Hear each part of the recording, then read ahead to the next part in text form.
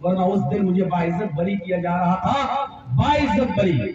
लेकिन उस दिन यही तकरीरें दिखाई गई और योगी और मोदी के फोटो दिखाए गए हमारी तकरीरों के साथ जज को, और कहा गया कि अगर आज इसको छोड़ दिया गया तो ये दंगा होगा, फसाद होगा।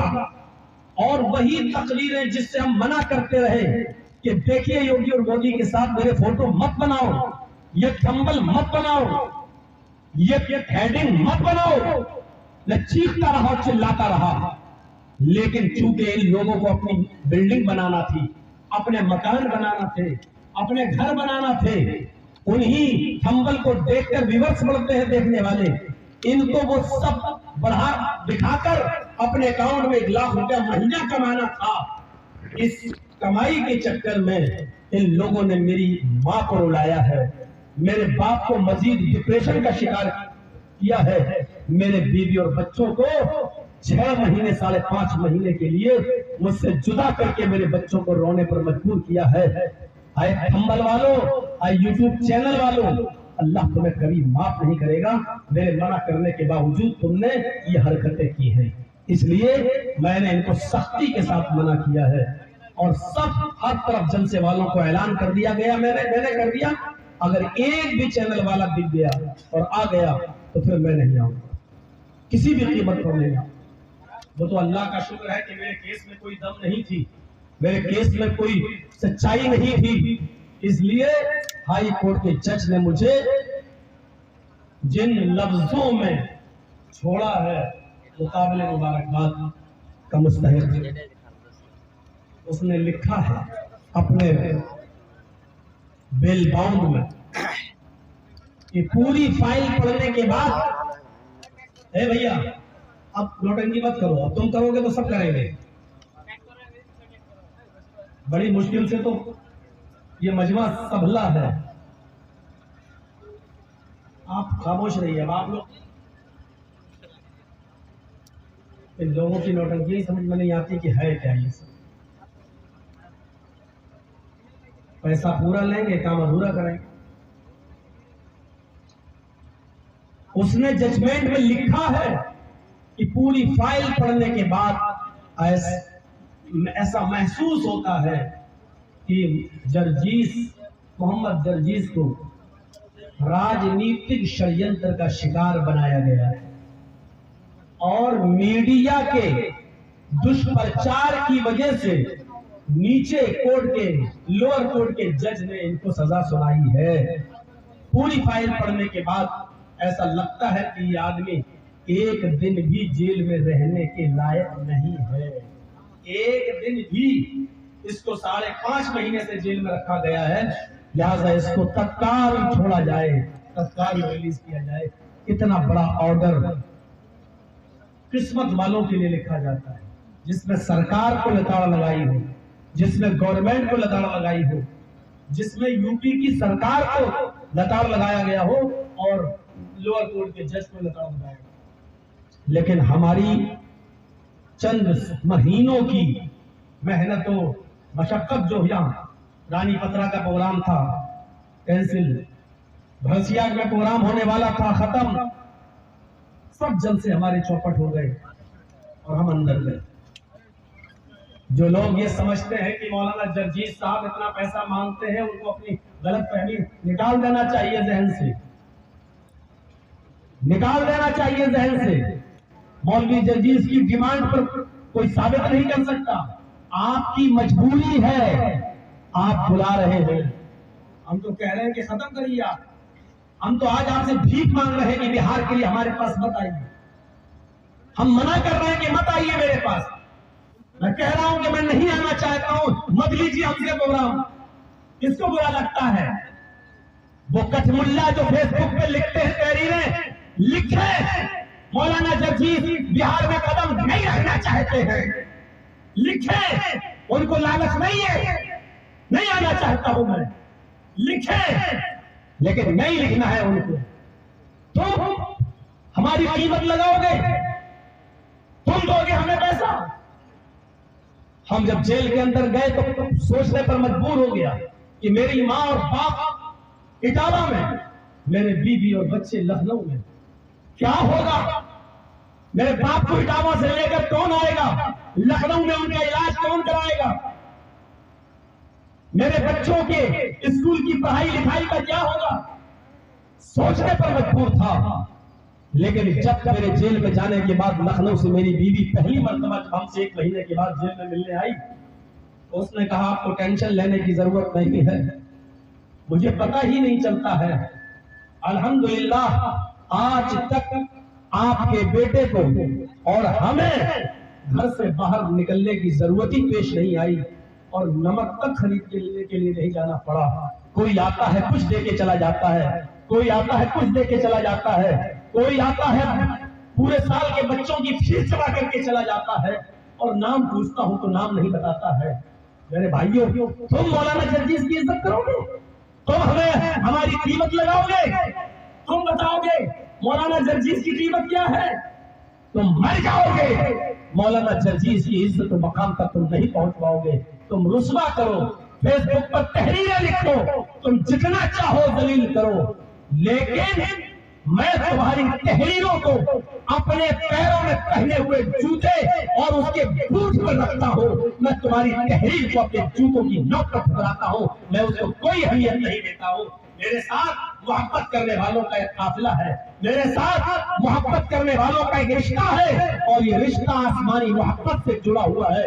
वरना किसी खतीब को, किसी मुक़द्दिर को, किसी आलिम को इतनी इज्जत आज तक कहाँ मिलती है, कहाँ मिलती है जो हमको मिली है? तुम रोक कर दिखाओ। अभी कर्नाटक का प्रोग्राम देख लो, वहां 2 ब्लैक कमांडो हमें दिए गए पीछे जेल से निकलने के बाद। आप देख लीजिए और देखिए किस तरीके से हमको लेके जाया जा रहा है, किस तरीके से हम चल रहे हैं और किस तरीके से लोग हमारा पीछे पीछे दौड़ रहे हैं। तुम ये इज्जत और जिल्लत का मालिक तुम नहीं हो। अल्लाह ताला अगर किसी को इज्जत देना चाहता तुम जलील करोगे तो ऐसे समझो जैसे कोई बकरा किसी पहाड़ को अपने सींगों से तोड़ना चाहे तो उस बकरे के सींग टूटेंगे, उस पहाड़ का कुछ नहीं बिगड़ेगा। तुम बकरे हो, अपने सींग से अल्लाह की दी हुई इज्जत को कुचलना चाहते हो, तुम्हारे सींग टूटेंगे, इस पहाड़ का कुछ नहीं होगा इंशाअल्लाह। इंशाअल्लाह। कोई मौलवी जर्जीस अपने लिए जेल में गया? अपने लिए गया? नहीं गया।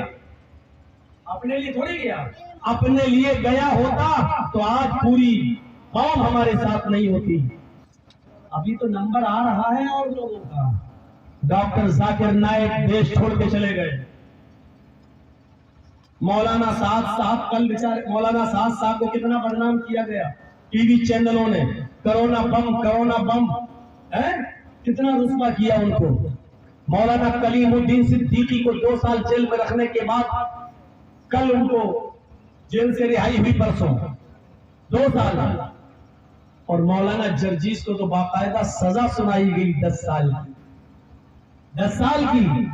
और सजा वाला इतनी जल्दी नहीं निकलता है, कम से कम 2, 4, 5, 6 साल उसको जेल में रहना पड़ता है। तब ये प्लानिंग थी 2024 तक मुझे जेल के अंदर रखा जाए ताकि न ये बंगाल जा सके प्रचार करने, न यूपी में किसी पार्टी का साथ दे सके। ये बहुत गहरी साजिश थी मेरे खिलाफ। लेकिन अल्लाह का शुक्र है केस में जान नहीं थी, केस में दम नहीं था, इसलिए अल्लाह ताला ने मुझे वहां से जल्दी 5.5 महीने के अंदर निकाला। जो लोग मुझसे मिलने आए, मेरे दुख दर्द में मेरा साथ दिया, अल्लाह उनको जज़ाए खैर दे। जो नहीं आ सके, जिन्होंने हमारे लिए दुआएं की, अल्लाह रब्बुल आलमीन उनको भी जज़ाए खैर अता फरमाए। बहरहाल मेरे प्यारे साथियों, आपके मामलात आपके साथ हैं, हमारे मामलात हमारे साथ हैं। आप दीन की इज्जत करना सीखिए। मौलाना जर्जीस रहे ना रहे, हमारे साथ कल फिर कुछ हो जाए, हम कुछ नहीं कह सकते। अभी हम सिर्फ बेल पे निकले हैं, अभी मुकदमा हमारा खत्म नहीं हुआ है। मेरे भाइयों, कल हमारे साथ क्या हो हम नहीं, लेकिन आपसे फिर मैं इज्जत करता हूँ, गुजारिश करता हूँ, इज्जत करना सीखिए। दीन खामोशी के साथ इजलास को सुनिए। वैसे ही आजकल इन इजलासों पर पाबंदी की बात चल रही है। रात भर जलसों के खिलाफ तहरीरें आ रही हैं। जलसों में 10 लाख 8 लाख रुपया खर्च करते हैं लोग, इसके खिलाफ तहरीरें लिखी जा रही हैं। आपके इन जलसों पर बाकायदा कदम लगाने की कोशिश की जा रही है किशनगंज की सरजमीन पर तो मौलवी जर्जीज पर पाबंदी लगाने की बात भी कह दी गई है, और एक अच्छा खासा पढ़ा लिखा मौलवी हमारे बाइकाट का ऐलान फेसबुक पे करता है। उसको बेचारे को मालूम भी नहीं कि बाइकाट कहते किसको है, उसको पता ही नहीं है। एक मामूली जगह का जिम्मेदार उत्तर प्रदेश के अमीर का बाइकाट कर रहा है। न तेरा जिला तेरे साथ है, न तेरा इलाका तेरे साथ है, न तेरी बस्ती तेरे साथ है, न तेरा सूबा तेरे साथ है, न मरकज तेरे साथ है, और तू फेसबुक पे लिख रहा है मौलाना जर्जीज का किशनगंज की सरजमीन पर बाइकाट। बाइकाट अभी मैं सिर्फ स्टेशन पे उतर जाऊं किशनगंज की सरजमीन पर तो हजारों लोग सेल्फी लेकर अपने अपने फेसबुक पे डालकर, अपने व्हाट्सएप ग्रुपों में डालकर अभी उसको जलाने के लिए तैयार हैं, उसको चौंकाने के लिए तैयार हैं, हमारे इस्तेमाल के लिए तैयार हैं। उसके बाद सैकड़ों लोगों ने हमसे कहा मौलाना उसकी क्या हैसियत है, वो तुम्हारा बाइकाट करेगा? जो मस्जिदों के नाम पर चंदा करके खा जाता हो, जो मदरसों के नाम पर यतीमों और गरीबों के नाम पर चंदा करके जो पैसा खा जाता हो, वो आपका मुकाबला करेगा और आपके ऊपर बगावत करेगा और आपका बाइकाट करेगा। आप आइए और हमारे यहाँ प्रोग्राम दीजिए, देखता हूँ उसकी माँ ने उसको कितना दूध पिलाया है जो आपको रोक सके किशनगंज की सरजमीन पर जलसे में आने से। मेरे साथ तो आवाम है, मेरे साथ तो पब्लिक है, कौन बाइकाट करेगा? लेकिन मैं खुद चाहता हूँ कि अब उन बस्तियों में जाऊं जहां इज्जत के साथ कुरान सुना जाता हो, जहां इज्जत और एहतराम के साथ हदीसें सुनी जाती हो, जहां कुरान और हदीस को इज्जत और एहतराम के साथ सुनने वाले लोग मौजूद हो, और जहां जलसे की कद्र होती हो, जहां उलमा की कद्र होती हो, जहां उनकी बात मानी जाती हो, वहां जलसे दिए जाएं। जहां शोर और हंगामे का शिकार हो जाए इजलास, वहां पर इजलास न दिया जाए, क्योंकि सोना और चांदी औरत के गले में अच्छा लगता है। सोना और चांदी अगर किसी सुअर और गधे और कुत्ते के गले में डाल दिया जाए तो उससे सुअर, गधे और कुत्ते की इज्जत नहीं बढ़ जाएगी। अगर कोई कुत्ता हो और उसके गले में सोना चांदी का जेवर डाल दो तो कुत्ता कुत्ता ही रहेगा, वो किंग नहीं बन जाएगा। कुरान और हदीस सोना है मेरे भाइयों, इस सोने को वहां खर्च किया जाए, वहां दिया जाए जहां जहां इसको पहनाने से सोने और चांदी की कद्र मंजिलत बढ़ती हुई नजर आए, चमकती हुई नजर आए। अब सोने और चांदी के जेवर को सुअर के, गधों के गले में डाल दिया जाए तो न तो गधे की इज्जत बढ़ेगी, न सुअर की इज्जत बढ़ेगी, न कुत्ते की इज्जत बढ़ेगी, और ऐसा करने से सोना और चांदी की अहमियत घट और जाएगी, कम और हो जाएगी। इतना कीमती सोना कुत्ते के गले में पड़ा हुआ है, तो सोने और चांदी की कीमत को हम घटाना नहीं चाहते हैं, कुरान और हदीस की कीमत को हम घटाना नहीं चाहते हैं, हम इसको नीचे नहीं करना चाहते हैं। हम चाहते हैं कि ये वहां खर्च हो जहां इसको और ज्यादा चमकता हुआ नजर आए, जहां कुरान और हदीस की इज्जत और एहतराम हो, ये मैं वहां खर्च करना चाहता हूँ। मैंने अपने जुमलों में बहुत कुछ कह दिया, समझदार होगे तो समझ गए होगे, नहीं समझदार होगे तो कोई बात नहीं, हम फिर भी बचे हुए हैं कि चलो हमारी बात को न समझा तो अच्छा है। हमने जो कुछ कहना था कह दिया। मेरे प्यारे साथियों, ये जेल की सलाखें और ये कुछ नहीं। अल्लाह की कसम आपका हंगामा देखकर तो मुझे लग रहा था जेल में मैं बहुत सुकून से था। आपके ये हालात देखकर तो मुझे लगा कि बहुत सुकून से था।